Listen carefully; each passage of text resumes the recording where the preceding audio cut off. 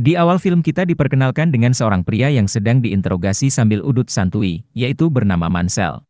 Setiap harinya ia selalu melakukan hal monoton, ia harus bangun pagi untuk kerja dan malam harinya baru pulang ke rumah. Sampai ia jarang ngobrol dengan anak dan istrinya yang bernama Beca. Namun suatu malam ia terbangun dari tidurnya, karena mendengar suara orang masuk ke dalam rumahnya.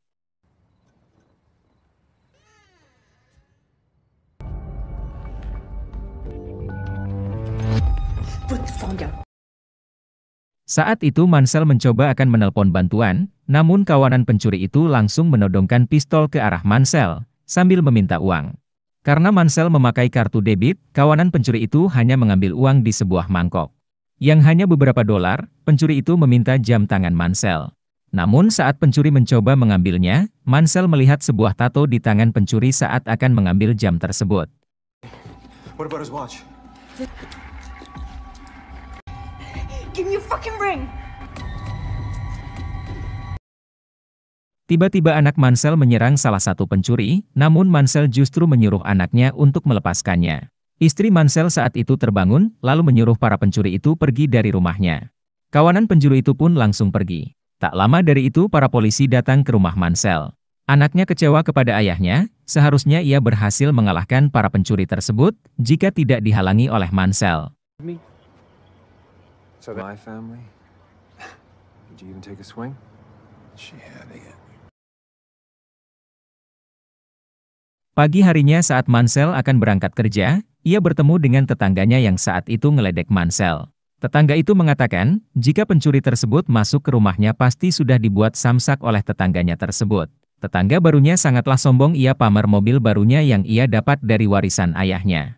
Mansell saat itu bekerja di pabrik fabrikasi logam milik ayah mertuanya.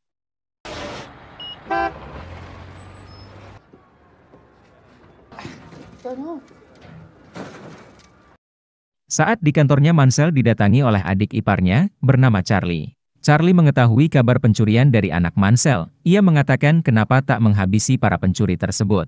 Mansell menjawab jika ia hanya tidak ingin menambah kekacauan. Charlie lalu mengeluarkan pistol untuk diberikan kepada Mansell. There's nothing. How's that working out for you? Everybody's safe, so... Jesus! I don't want it. Tak lama dari itu Mansell bertemu dengan ayah mertuanya, bernama Eddie, yang membahas jika pabrik itu akan dibeli oleh Mansell. Namun saat itu ia tidak fokus kerja. Ia pun memutuskan menghubungi saudaranya, bernama Samsul. Melalui radio yang tersembunyi Samsul juga mengetahui kejadian pencurian yang menimpanya tadi malam. So tell me about last night. A man and a woman. It was an old 38 special. Mansell menceritakannya, jika para penjahat tersebut membawa pistol yang kosong. Ia juga mengatakan jika pencuri hanya mengambil beberapa dolar milik Mansell. Samsul menasihati Mansell untuk tidak balas dendam atas kejadian tersebut. Mansell yang saat itu baru saja pulang ke rumah, tiba-tiba putrinya rewel karena kehilangan gelang kucingnya.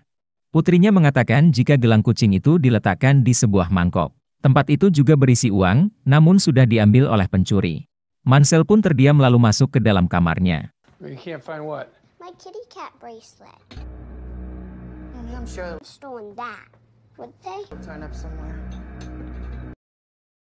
Singkat cerita Mansell mengunjungi ayahnya, bernama David di sebuah panti jompo. Saat ayahnya tertidur ia mengambil sebuah kotak dari lemari ayahnya. Kotak tersebut berisi senjata dan sebuah lencana FBI milik ayahnya beserta uang. Mansell mengatakan kepada ayahnya, jika ada yang harus diselesaikan, ayahnya menjawab agar lebih cepat lebih baik.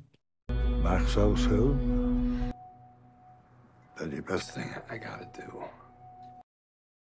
Film berlanjut Mansell melacak para pencuri. Saat itu ia langsung pergi dan mendatangi studio tato untuk mencari jejak pencuri. Ia pun mengeluarkan lencana FBI milik ayahnya, namun ia justru ditertawai oleh pria bertopi yang berada di tempat itu. FBI. So, badge expired by about... Pria itu mengatakan, jika lencananya sudah kadaluarsa 20 tahun yang lalu. Pemilik studio tato itu juga tak mempercayainya jika ia adalah FBI. Orang di ruangan tersebut mencoba akan menyerang Mansell, namun Mansell mengatakan jika ia hanya seorang pria yang sedang mencari seseorang. Saat Marcel mengeluarkan uang, pria memakai topi itu ketakutan saat melihat tato di tangan Marcel. Pria bertopi tersebut langsung pergi meninggalkannya. Thank you for your service. How can I help you? Send me in the... Saat itu juga orang yang ada di ruangan menciut nyalinya, lalu pemilik studio tato mengatakan apa yang bisa ia bantu. Kemudian Marcel menunjuk sebuah tato untuk meminta alamat orang yang sudah membuat tato itu. Tak lama dari itu Marcel mencoba mendatangi alamat tersebut. Terlihat pasangan pencuri itu akan makan malam, namun Marcel memukul kepala pria itu dari belakang. Now they have. His face. Now, you listen. You know why I'm here. 'Cause I'm a... Marcel langsung menodongkan pistol ke arah pria tersebut untuk menyerahkan jam tangannya. Marcel juga meminta gelang kucingnya, namun pria botak itu tak mengetahuinya, membuat Marcel marah dan mengancam untuk menembak kepala pria itu. Tiba-tiba Marcel mendengar tangisan seorang bayi.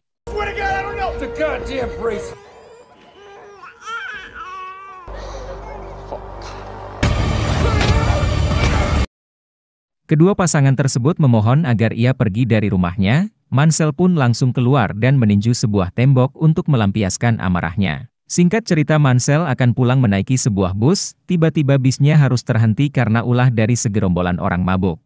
Karena Marcel sedang frustasi, ia justru berharap jika segerombolan orang mabuk itu masuk ke dalam bus.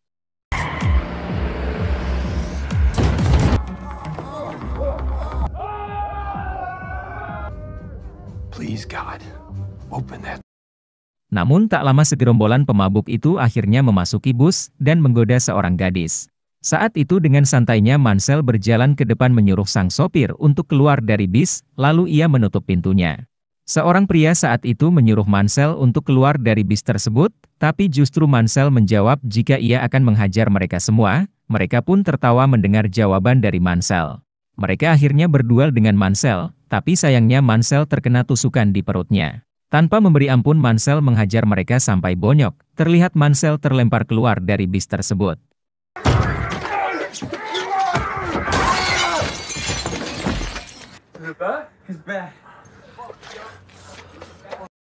Karena belum puas menghajar mereka, Marcel masuk lagi ke dalam bis, lalu menyuruh sang gadis keluar.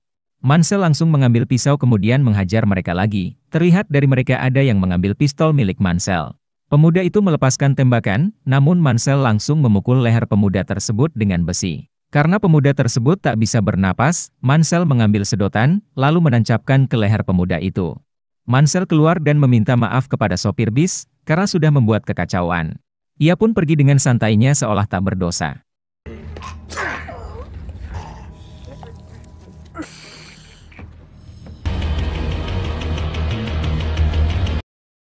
Saat sampai di rumah ia menyapa istrinya yang saat itu tidak bisa tidur. Sang istri lalu membersihkan badan Marcel yang penuh dengan luka. Marcel mengatakan jika kejadian babak belur tersebut mengingatkan masa lalu dirinya. Ia juga mengatakan merindukan istrinya karena sudah bertahun-tahun Marcel nggak pernah enak-enak lagi sama istrinya. Tonight, had sex in months. We haven't. Marcel sangat merindukan keharmonisan keluarga yang dahulu. Singkat cerita kita juga diperkenalkan dengan seorang pria Rusia, bernama Yulian yang akan berpesta dengan rekannya. Ia saat itu mendapat kabar jika adiknya berada di rumah sakit dengan keadaan babak belur. Sang dokter mengatakan kepada Yulian jika adiknya akan mengalami cacat. Yulian sangat murka, lalu ia berpindah ke ruang lain untuk bertemu dengan anak buah yang malam itu bersama adiknya. Ia menanyai anak buahnya siapa yang sudah membuat adiknya bonyok. Anak buahnya itu menjawab jika ada seorang pria yang menghajar mereka tanpa alasan. Yulian justru marah dan tak percaya jika hanya ada satu pria yang menghajar mereka sampai bonyok. Who did this to my brother? It was bad. He attacked. Julian? Yulian lalu mengambil kursi dan memukuli anak buahnya. Saat itu Yulian mengatakan bagaimana ia bisa menemukan pria tersebut, lalu anak buahnya memberikan sebuah kartu kredit milik Marcel yang tertinggal di bis. Pagi harinya saat Marcel akan sarapan pagi, ia mendapat telepon dari saudaranya bernama Samsul. Samsul mengatakan jika salah satu korban tadi malam adalah adik dari Julian Kuznetsov. Saat di tempat kerja, Mansell mendapat pesan dari Samsul untuk menemui pria bernama The Barber. Setelah pulang dari tempat kerja, ia mendatangi The Barber untuk mendapatkan informasi siapa sebenarnya Yulian Kuznetsov. Mr. Mansell. Can you tell me about Yulian Kuznetsov? The Barber langsung memberikan berkas tentang Julian. The Barber mengatakan jika Yulian adalah seorang bos mafia Rusia yang kejam. Bos mafia itu juga mempunyai hobi mengoleksi lukisan senilai jutaan dolar. The Barber mengatakan jika Yulian menjabat sebagai pengawas offset.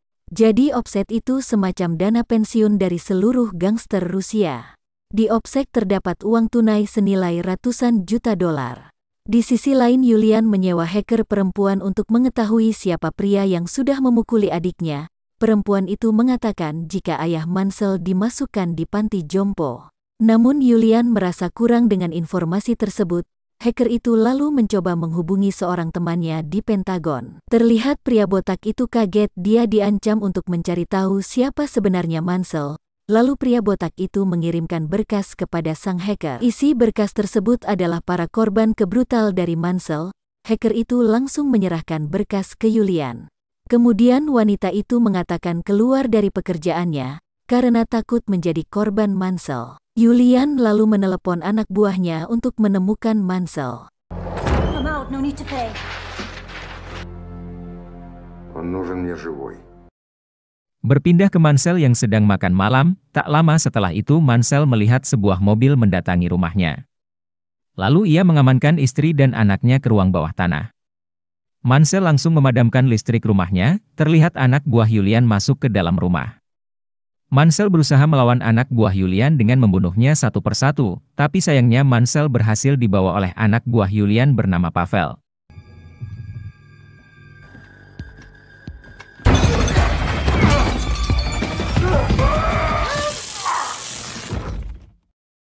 Namun saat di bagasi mobil, ia berhasil membuka borgolnya, lalu menyemprotkan alat pemadam yang membuat sopir hilang kendali, dan menabrak tiang listrik.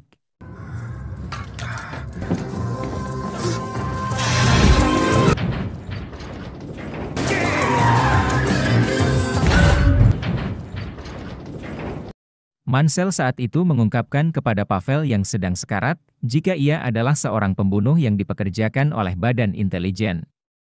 Karena semua anak buah Yulian tewas, akhirnya ia berjalan ke rumah untuk mengeluarkan istri dan anaknya dari ruang bawah tanah. Saat itu Mansell langsung menyuruh istrinya untuk membawa anaknya ke tempat yang aman, lalu Mansell mengambil emas batangan yang ia simpan lalu mengumpulkan anak buah Yulian. Tak lama dari itu ia membakar rumahnya dan ia pun kabur dengan mencuri mobil tetangganya.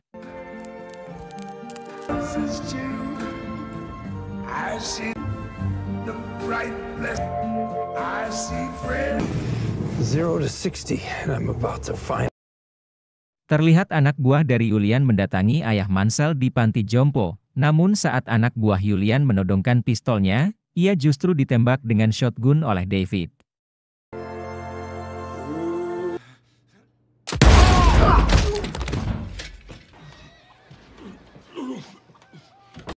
Film berlanjut, Mansell datang ke pabrik untuk membeli perusahaan milik Eddie, dengan membawa emas batangan yang ia bawa. Terlihat Mansell membuat jebakan mematikan di dalam pabrik yang sudah ia beli saat itu. Samsul menghubungi lewat radio dan mengatakan, jika Mansell telah membuat kesalahan besar karena melawan mafia Rusia itu. Mansell menjawab jika ia tidak terima karena anak buah Yulian sudah mendatangi rumahnya serta ayahnya. Mansell pun pergi mengendarai mobil ke perusahaan offset yang dilindungi oleh Yulian. Mansell pun menghabisi para anak buah Yulian dan membakar semua uang serta lukisan senilai jutaan dolar tersebut.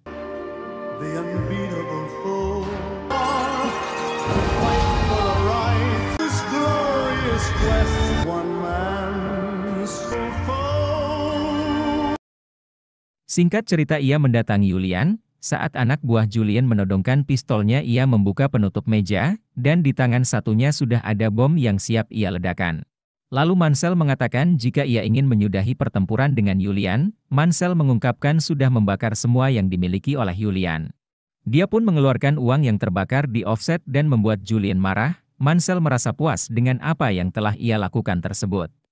Karena Julian seharusnya tak mendatangkan anak buahnya ke rumahnya, Julian berdalih itu semua karena sudah membuat adiknya babak belur. Saat itu Mansell mengatakan jika Julian juga harus mengganti semua uang di obsek. Mansell saat itu berjalan keluar dari tempat Julian, dan tak ada yang berani mendekatinya. Karena ia membawa sebuah bom saat Mansell sudah berada di mobilnya, Julian dan anak buahnya langsung mengejar Mansell. Singkat cerita Mansell diberondong tembakan oleh Julian dan anak buahnya.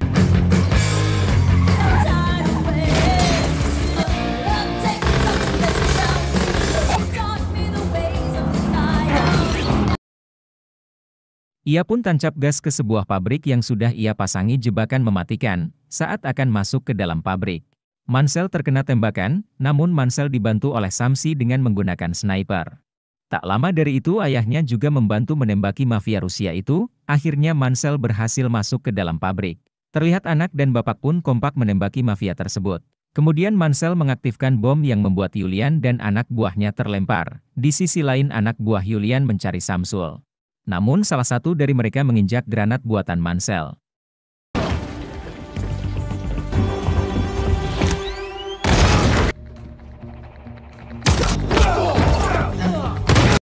Terlihat anak buah Julian itu mengejar Mansell masuk ke dalam ruangan, saat itu Mansell menyalakan jebakan yang sudah ia buat. Yang menewaskan anak buah Julian dan semua mafia Rusia tewas mengenaskan. Karena jebakan Mansell terlihat mereka bertiga ditembaki Julian, saat itu mereka bertiga kehabisan peluru. Lalu Mansell mengeluarkan bomnya dan menempelkan ke sebuah kaca anti peluru. Mansell berlari ke arah Julian yang sedang menembaki Mansell. Saat Mansell sudah dekat ia melepaskan tali bomnya.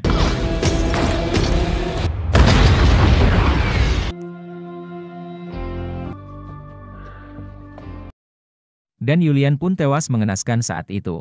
Samsul dan ayahnya meninggalkan Mansell karena ada polisi yang datang. Ia pun mengambil seekor kucing dan lukisan milik Julian yang ia bawa dari offset. Dan kita kembali di awal film saat ia ditanya oleh dua detektif tentang siapa dirinya, Mansell menjawab jika ia bukan siapa-siapa. Detektif itu mengatakan jika itu bukan jawaban, namun Mansell mengatakan jika itu adalah jawaban sebenarnya. Tak lama dari itu mereka berdua pun mendapat telepon. Who the fuck are you? Nobody.